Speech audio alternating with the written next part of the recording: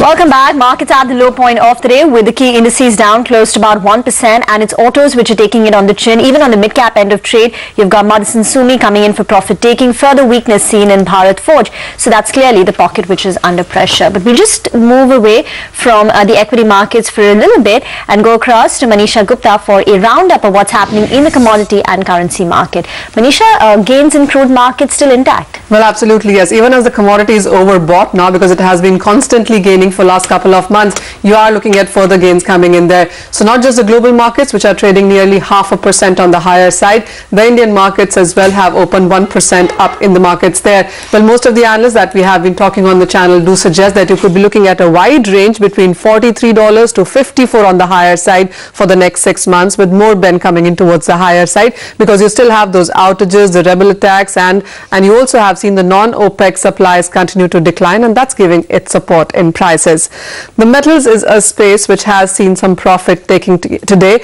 Yesterday was a strong day because the China's numbers were on the weaker side, but the US construction numbers had gained, and that was giving support. But come Asia right now, and Shanghai and LME are trading in the red, and that is where the Indian markets are taking their cues as well from. The gold and silver prices also have seen a bit of a profit taking. Remember, it is the US dollar which has gained nearly 3% from the kind of lows that we saw in this year, and that currently is supporting those prices.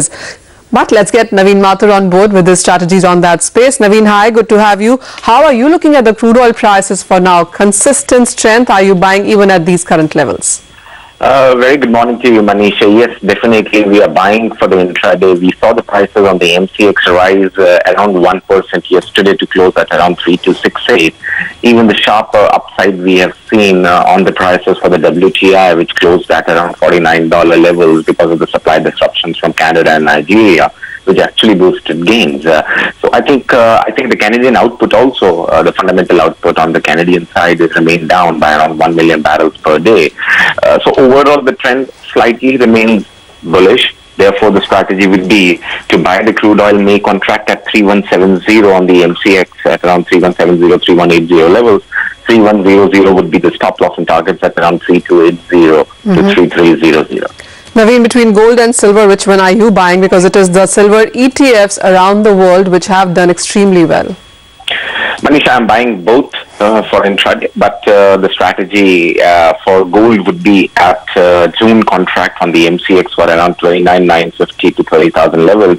Stop loss at 29,800, targets at 30,200.